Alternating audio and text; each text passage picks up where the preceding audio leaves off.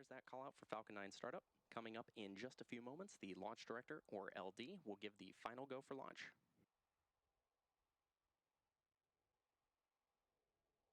LD is go for launch. And there's that final go from the launch director. So with that, let's sit back and watch as Falcon takes the NROL-153 mission to space.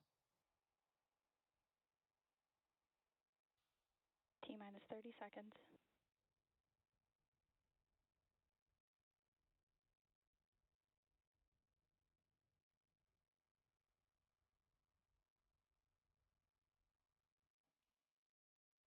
T-minus 15 seconds.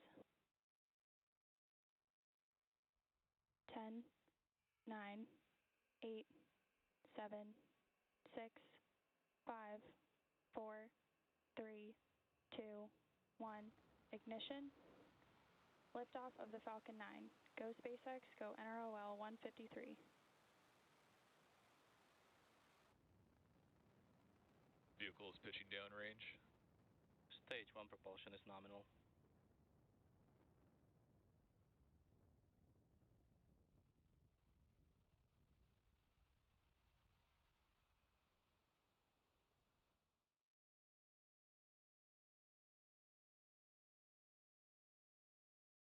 At T plus 30 seconds and counting, Falcon 9 has successfully lifted off from Slick 4E at Vandenberg Space Force Base in California. Now coming up shortly, the vehicle will be passing through max Q, which is the point in the mission profile where the vehicle experiences the greatest amount of aerodynamic pressure.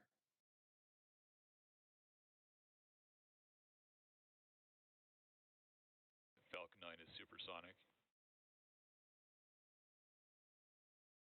Now, it doesn't look like we're going to catch it in the view today, but as many of you know, there are multiple wildfires currently burning around the Southern California area. Our thoughts go out to those affected. Good call out there for Max Q. Our thoughts go out to those affected by the fires, and we here at SpaceX want to give a huge thank you to the firefighters working to put them out, as well as the other emergency crews and telemetry nominal. As well as the emergency crews and volunteers working to keep everyone safe. And we heard that good call out there for Max Q, which again is when the vehicle experiences the greatest amount of aerodynamic stress. Now coming up next, we'll have 3 events happening in quick succession, starting with... chill. Good call out there. We'll have 3 events happening in quick succession, starting with MECO, followed by Stage SEP and SES-1. Main engine cutoff, or MECO, is where all 9 Merlin 1D engines shut down to slow the vehicle down in preparation for stage separation, which is where the first stage separates from the second stage. Followed by this, the MVAC engine on the second stage will light, which is called out as Second Engine Start 1 or SES-1. Now this engine burn lasting several minutes will propel the second stage and the payload to orbit. And in addition to these 3 major events, the fairing halves will separate about 30 seconds after SES-1, so keep an eye out for all of these events coming up starting in about 10 seconds from now. And as a reminder, we will not have any views of Falcon 9 second stage or the payload at the request of our customer. Main engine cutoff.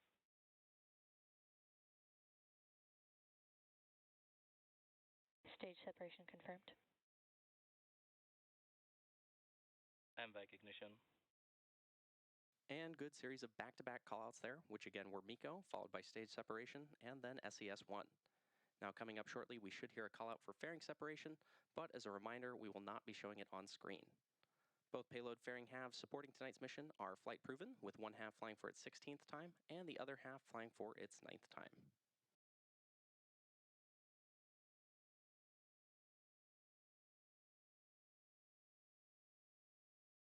Fairing separation confirmed. And there was that call out for successful fairing separation. We'll be attempting to retrieve these fairing halves again today once they fall back to Earth with our recovery vessel, Lawrence C. We're currently at the T plus 3.5 minutes mark into today's mission. Now the next major milestone coming up in just under 3 minutes from now will be the entry burn of the Falcon 9 booster as it continues on its journey towards our drone ship called Of Course I Still Love You, currently stationed in the Pacific Ocean. Now to start the entry burn, we'll be relighting 3 of the M1D engines, which is similar to pumping the brakes to slow down the vehicle as it passes back into the Earth's atmosphere. We need to slow down the vehicle to reduce re-entry forces, which Vehicles are on a nominal trajectory. Good call out there, which then helps us recover and reuse the first stage. Now, during the entry burn, Falcon 9 is decelerating by firing its Merlin engines, but it's still moving incredibly fast. And this causes the vehicle to fly through Merlin's exhaust gases, also known as the rocket's plume, which deposits a layer of soot on the vehicle's surface. That soot comes from the carbon-based fuel that Falcon 9 uses, and with each flight, the soot builds up a little more on the outside of the vehicle. Now, to give you an idea of how fast the rocket is traveling, keep an eye on the booster's telemetry at the bottom left-hand corner of your screen, which displays the current speed and altitude of the rocket.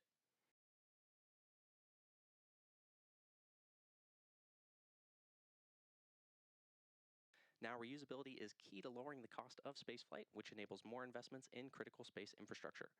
The Falcon 9 first stage that is supporting today's mission is performing an entry burn for its 22nd time tonight.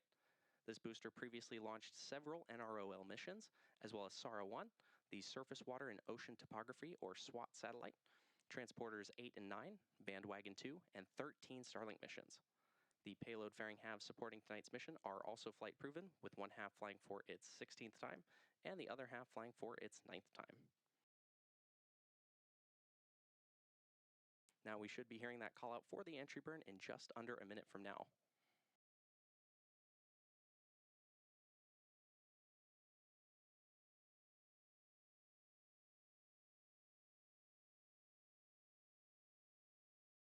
As a reminder, we are only showing views of our Falcon 9 first stage at the request of our customer.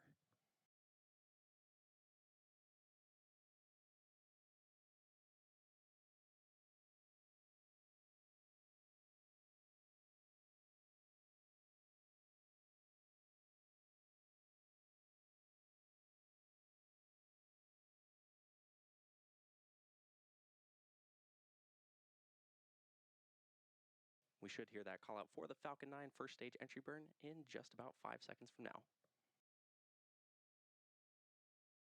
Stage 1 entry burn startup.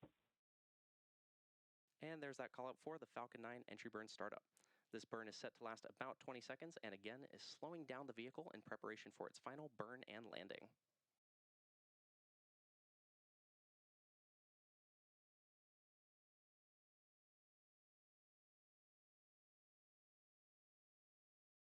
Entry burn shutdown.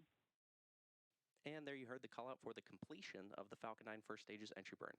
Now, coming up next will be the first stage landing burn, which will start about a minute from now. Now, the Merlin engines on the Falcon 9 first stage are optimized for sea level, and these achieve 190,000 pounds of thrust each during ascent and descent. At liftoff, Stage 1 FTS is safe. good call out.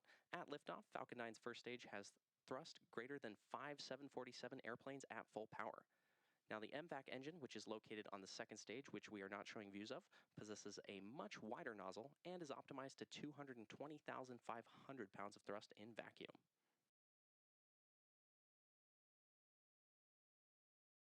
Coming up next in about 30 seconds, we'll have the landing burn of the Falcon 9 first stage. Now, the landing burn is the final burn of the Falcon 9 booster, and it's used to reduce the remaining Stage speed. 1 transonic. Good call out there. Stage 2 FTS is safe. That landing burn is the final burn of the Falcon 9 booster used to reduce the remaining speed of the vehicle in order to allow for a soft touchdown on our drone ship.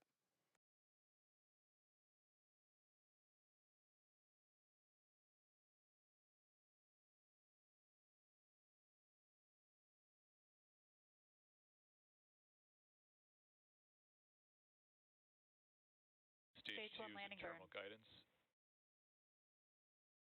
And there was that call out for the start of the Falcon 9 first stage landing burn.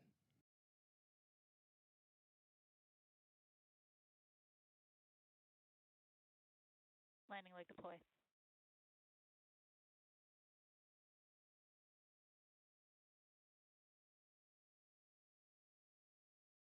Stage 1 landing confirmed.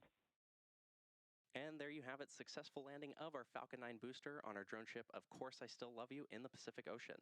As a reminder, this was the 22nd launch and landing for this first stage. Now, as a reminder, we will not be showing any Stage 2 or deployment views at the request of our customer. So with that landing of the Falcon 9 booster, we'll be bringing today's webcast to a close.